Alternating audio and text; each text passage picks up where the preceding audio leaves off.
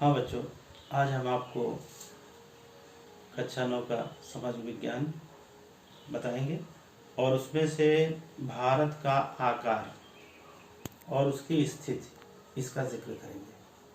आप जानते हैं कि सोशल साइंस का जो दूसरा खंड होता है वो ज्योग्राफी से होता है, जिसको भूगोल आप कहते हो। तो भूगोल के अंतर्गत आप ये सीखते हैं कि भारत के बारे में हम आपको बताते हैं। पहले भारत का क्षेत्रफल 32.8 लाख वर्ग किलोमीटर है। पहला चीज तो आप जान लें कि इसका क्षेत्र, इसका भूभाग कितना होता है। दूसरे, इसमें भारत की स्थलीय सीमा 15,200 किलोमीटर है, जो स्थल है जिस पर हम लोग रहते हैं।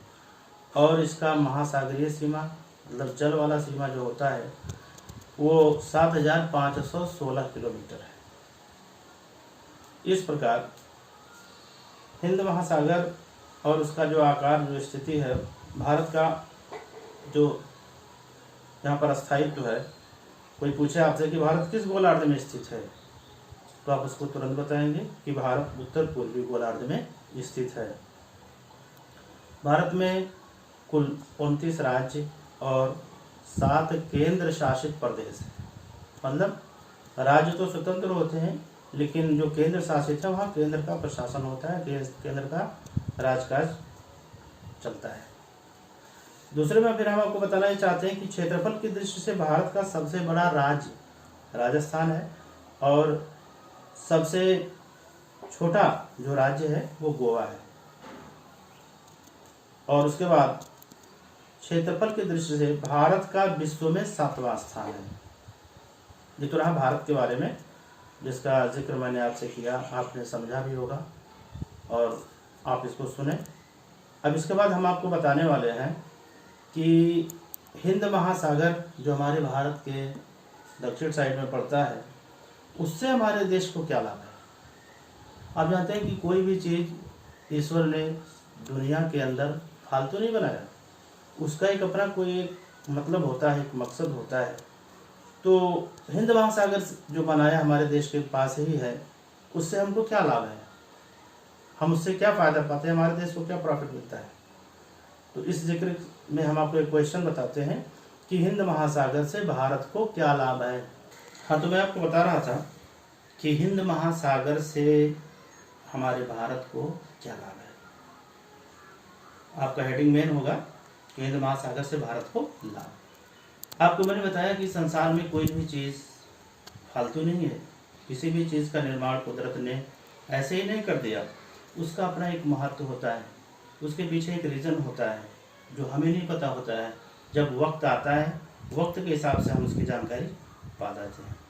इसी तरह से अब हम देखते हैं कि हिंद महासागर से हमारे किस तरह से आर्थिक, सामाजिक तौर पे क्या क्या प्रॉफिट है, जिसमें हम नंबर 1 को बताते हैं आपको कि भारत का दक्षिणी भाग हिंद महासागर के समीप होने के कारण उसका एक विशाल तट बन गया।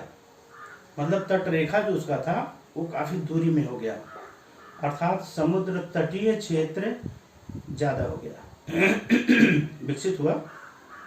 दूसरा चीज़ कि नंबर 2, विशाल तट रेखा होने के कारण उसके आसपास जो छोर थे वहाँ पर कई बंदरगाह बन गए, जैसे कलकत्ता है, मद्रास है, विशाखापट्टनम है, इस तरह के बंदरगाह बने।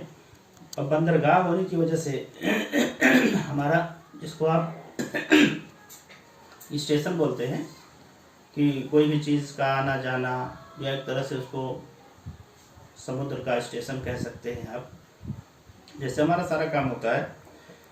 तो और उसके साथ ही साथ आयात निर्यात हमारा बढ़ा, क्योंकि पहले ये सारी सेवाएं थी नहीं सड़क मार्ग, तो जल मार्गों से ही सारा सामानों का आना जाना और बिजनेस का सारा तौर तरीका उसी से होता था।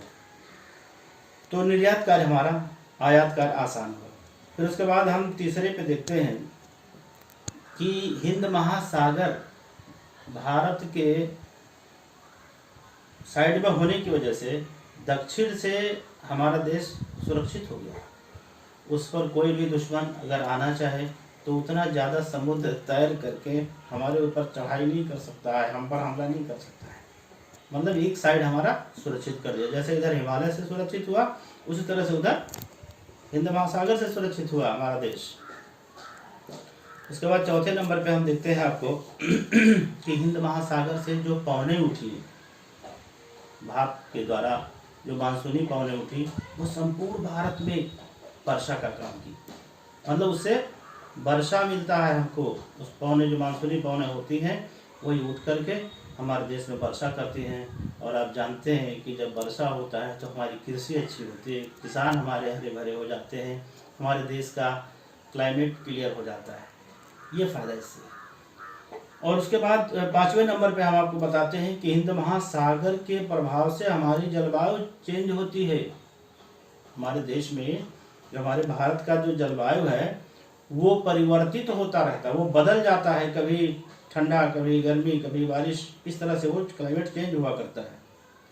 फिर उसके बाद आपका 6वां जो हम आपको बताते हैं कि हिंद महासागर के समीप होने से हमारा देश जलमार्गों का केंद्र बन गया। हमारे देश में जलमार्ग का केंद्र बनने की वजह से बहुत सारा फायदा हुआ। हमारे ईंधन बचे, हमको सस्ते और कम दामों में बहुत सारी अच्छी अच्छी वस्तुएं विदेशों से प्राप्त होने लगी। और उसके बाद फिर 7वां नंबर पे हम आपको बताते हैं कि हिंद महासागर से अंतर्राष्ट्रीय व्यापार में हमारी वृद्धि हुई। जैसे इसके पहले था तो कोई भी चीज़ मंगाना हो तो काफ़ी दूरी तय करके जाना पड़ता था, लेकिन जब हिंद महासागर का ये जलमार्ग जब संचालित हुआ तो हमको बहुत ज़्यादा लाभ हुआ और उससे हमको ज़्यादा दिक्कत का सामना नहीं करना पड़ा। मीन्स हमारा आर्थिक स्थिति मजबूत हुई।